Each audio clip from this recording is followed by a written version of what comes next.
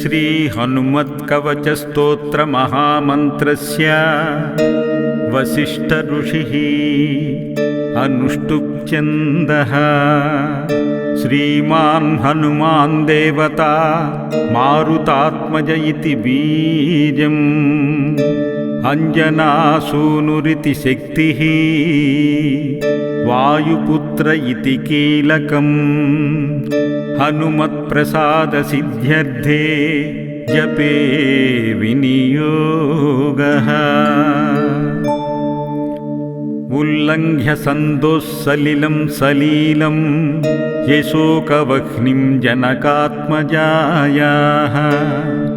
आदाय तेनैव ददाह लङ्कां नमामि तं प्राञ्जलिराञ्जनेयम् मनोजवं मारुततुल्यवेगं जितेन्द्रियं बुद्धिमतां वरिष्ठं वातात्मजं वानरयूथमुख्यं श्रीरामदूतं शिरसा नमामि।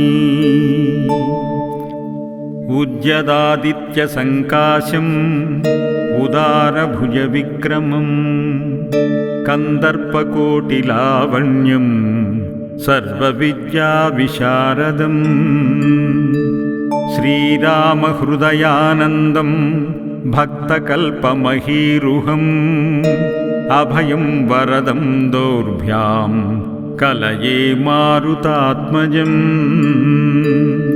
श्रीराम राम रामेति रमे रामे मनोरमे सहस्रनाम तत्तुल्यं रामनाम वरानने। पादौ वायुसुतः पातु रामदूतस्तदङ्गुलीः गुल्फौ हरीश्वरः पातु जङ्घे चार्णवलङ्घनः जानुनी मारुतिः पातु ऊरुपात्वसुरान्तकः गुह्यं वज्रतनुः पातु झगनं तु जगद्धितः आञ्जनेयः कटिं पातु नाभिं सौमित्रिजीवनः उदरं पातु हृद्गेहि हृदयं च महाबलः वक्षो वालायुधः पातु स्तनौ चामितविक्रमा पार्श्वो जितेन्द्रियः पातु बाहुसुग्रीवमन्त्रकृत् करावक्षजयी पातु हनुमान् च तदङ्गुलीः पृष्ठं भविष्यद्ब्रह्मा च स्कन्धौ मतिमतां वरः कण्ठं पातु कपिश्रेष्ठो मुखं रावणदर्पः वक्त्रं च वक्तृप्रवणो नेत्रे देवगणस्तुतः ब्रह्मास्त्रसन्मानकरो भ्रुवौ मे पातु सर्वदा कामरूपकपोले मे फालं वज्रनखोऽवतु शिरो मे पातु सततं जानकी शोकनाशना श्रीरामभक्तप्रवरः पातु सर्वकलेबरम् ममाह्नि पातु सर्वज्ञः पातु रात्रौ महायशाः विवस्वदन्ते वासी च सन्ध्ययो पातु सर्वदा ब्रह्मादिदेवता दत्तवरः पातु निरन्तरम् यैदं कवचं नित्यं पठेच्च शृणुयान्नरः दीर्घमायुरवाप्नोति बलं दृष्टिं च विन्दति पादाक्रान्ता भविष्यन्ति पठतस्तस्य शत्रवः स्थिरां सुकीर्तिमारोग्यं लभते शाश्वतं सुखम् इति निगदितवाक्यवृत्तस्तुभ्यं सकलमपि स्वयमाञ्जनेयवृत्तम् अपि निजजनरक्षणैकदीक्षो वशगतदीयमहामनुप्रभावः। श्रीहनुमत्कवचस्तोत्रमहामन्त्रस्य वसिष्ठऋषिः अनुष्टुप्छन्दः। श्रीमान् हनुमान् देवता मारुतात्मज इति बीजम् अञ्जनासूनुरिति शक्तिः वायुपुत्र इति कीलकम् हनुमत्प्रसादसिद्ध्यर्थे जपे विनियोगः। उल्लङ्घ्य सन्दोस्सलिलं सलीलं यशोकवह्निं जनकात्मजायाः आदाय तेनैव ददाह लङ्कां नमामि तं प्राञ्जलिराञ्जनेयम्। मनोजवं मारुततुल्यवेगं जितेन्द्रियं बुद्धिमतां वरिष्ठं वातात्मजं वानरयूथमुख्यं श्रीरामदूतं शिरसा नमामि। उद्यदादित्यसङ्काशम् उदारभुजविक्रमम् कन्दर्पकोटिलावण्यं सर्वविद्याविशारदम् श्रीरामहृदयानन्दं भक्तकल्पमहीरुहम् अभयं वरदं दौर्भ्यां कलये मारुतात्मजम्। श्रीराम राम रामेति रमे रामे मनोरमे सहस्रनाम तत्तुल्यं रामनामवरानने। पादौ वायुसुतः पातु रामदूतस्तदङ्गुलीः गुल्फौ हरीश्वरः पातु जङ्घे चार्णवलङ्घनः। जानुनी मारुतिः पातु ऊरुपात्वसुरान्तकः गुह्यं वज्रतनुः पातु झगनं तु जगद्धितः। आञ्जनेयः कटिं पातु नाभिं सौमित्रिजीवनः उदरं पातु हृद्गेहि हृदयं च महाबलः। वक्षो वालायुधः पातु स्तनौ चामितविक्रमा पार्श्वो जितेन्द्रियः पातु बाहुसुग्रीवमन्त्रकृत्। करावक्षजयी पातु हनुमान् च तदङ्गुलीः पृष्ठं भविष्यद्ब्रह्मा च स्कन्धौ मतिमतां वरः।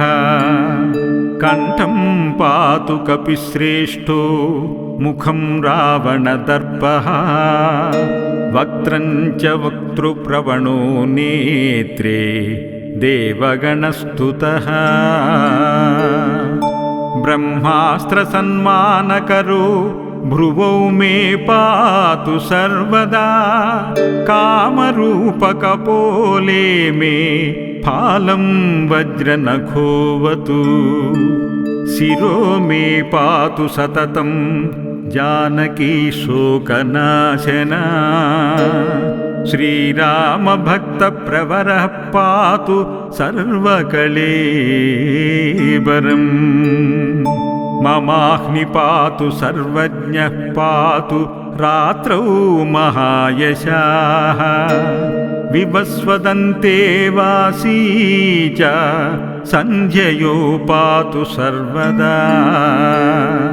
ब्रह्मादिदेवता दत्तवरः पातु निरन्तरम् य इदं कवचं नित्यं पठेच्च शृणुयान्नरः।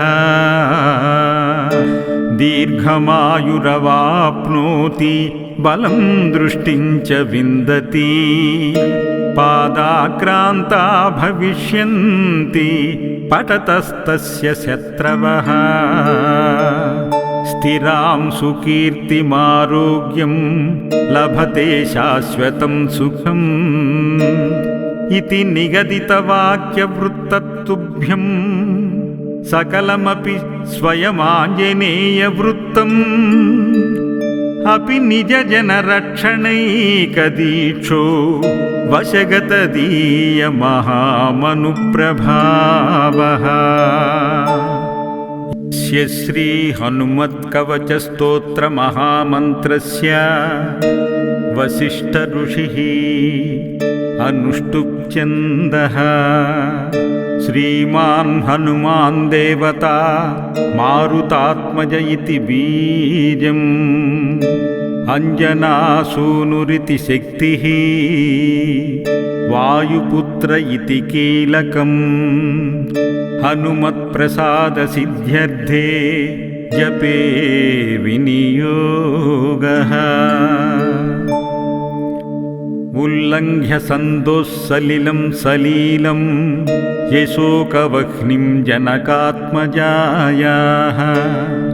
आदाय तेनैव ददाह लङ्कां नमामि तं प्राञ्जलिराञ्जनेयम् मनोजवं मारुततुल्यवेगं जितेन्द्रियं बुद्धिमतां वरिष्ठं वातात्मजं वानरयूथमुख्यं श्रीरामदूतं शिरसा नमामि।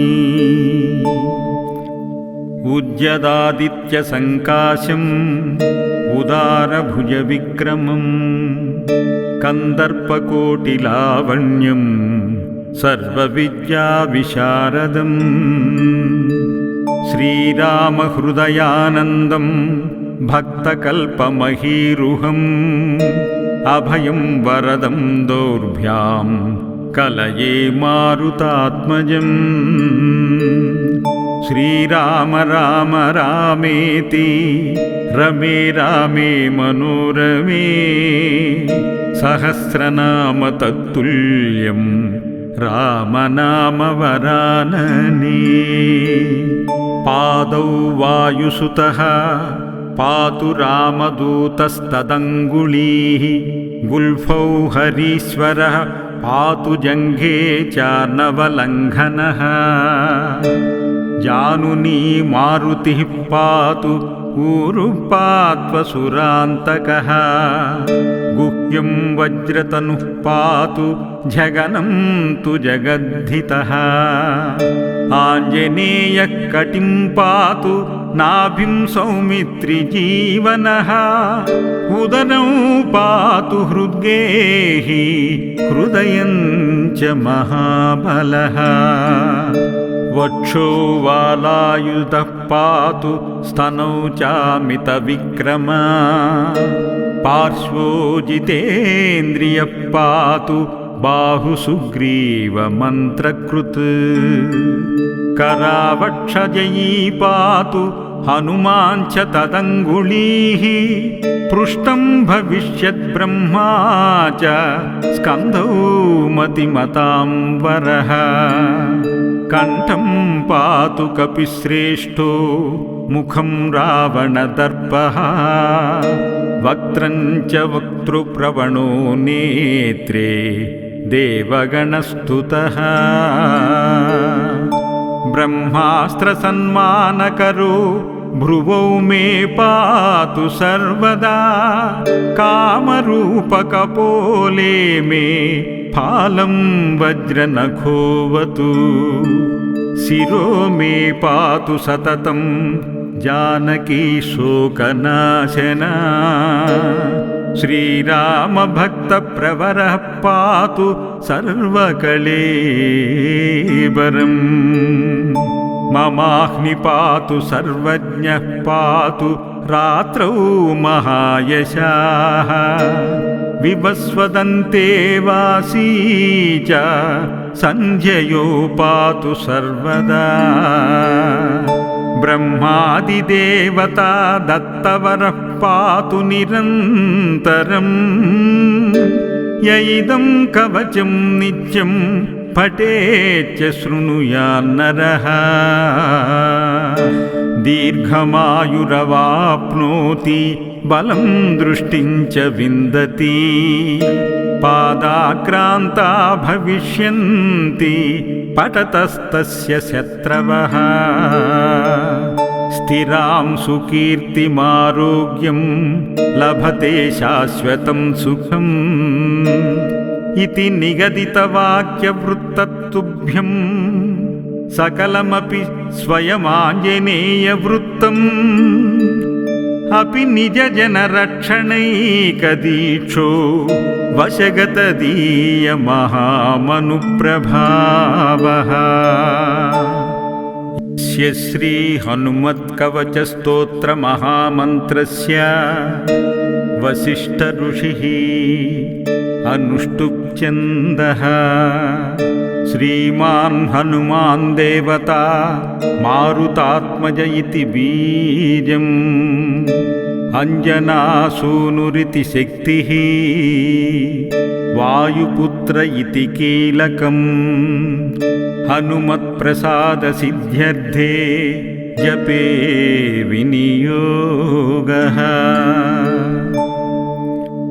उल्लङ्घ्य सन्दोस्सलिलं सलीलं यशोकवह्निं जनकात्मजायाः आदाय तेनैव ददाह लङ्कां नमामि तं प्राञ्जलिराञ्जनेयम् मनोजवं मारुततुल्यवेगं जितेन्द्रियं बुद्धिमतां वरिष्ठम् वातात्मजं वानरयूथमुख्यम् श्रीरामदूतं शिरसा नमामि उद्यदादित्यसङ्काशम् उदारभुजविक्रमम् कन्दर्पकोटिलावण्यं सर्वविद्याविशारदम् श्रीरामहृदयानन्दं भक्तकल्पमहीरुहम् अभयं वरदं दोर्भ्यां कलये मारुतात्मजम् श्रीराम राम रामेति रमे रामे मनोरमे सहस्रनाम तत्तुल्यं रामनामवरानने पादौ वायुसुतः पातु रामदूतस्तदङ्गुलीः गुल्फौ हरीश्वरः पातु जङ्घे चार्णवलङ्घनः जानुनी मारुतिः पातु ऊरुपात्वसुरान्तकः गुह्यं वज्रतनुः पातु झगनं तु जगद्धितः आञ्जनेयः कटिं पातु नाभिं सौमित्रिजीवनः उदरं पातु हृद्गेहि हृदयं च महाबलः वक्षो वालायुधः पातु स्तनौ चामितविक्रमा पार्श्वो जितेन्द्रियः पातु बाहुसुग्रीवमन्त्रकृत् करावक्षजयी पातु हनुमान् च तदङ्गुलीः पृष्ठं भविष्यद्ब्रह्मा च स्कन्धौ मतिमतां वरः कण्ठं पातु कपिश्रेष्ठो मुखं रावणदर्पः वक्त्रं च वक्तृप्रवणो नेत्रे देवगणस्तुतः ब्रह्मास्त्रसन्मानकरो भ्रुवौ मे पातु सर्वदा कामरूपकपोले मे फालं वज्रनखोऽवतु शिरो मे पातु सततं जानकी शोकनाशना श्रीरामभक्तप्रवरः पातु सर्वकळेबरम् ममाह्नि पातु सर्वज्ञः पातु रात्रौ महायशाः विवस्वदन्ते वासी च सन्ध्ययो पातु सर्वदा ब्रह्मादिदेवता दत्तवरः पातु निरन्तरम् य इदं कवचं नित्यं पठेच्च शृणुयान्नरः दीर्घमायुरवाप्नोति बलं दृष्टिं च विन्दति पादाक्रान्ता भविष्यन्ति पठतस्तस्य शत्रवः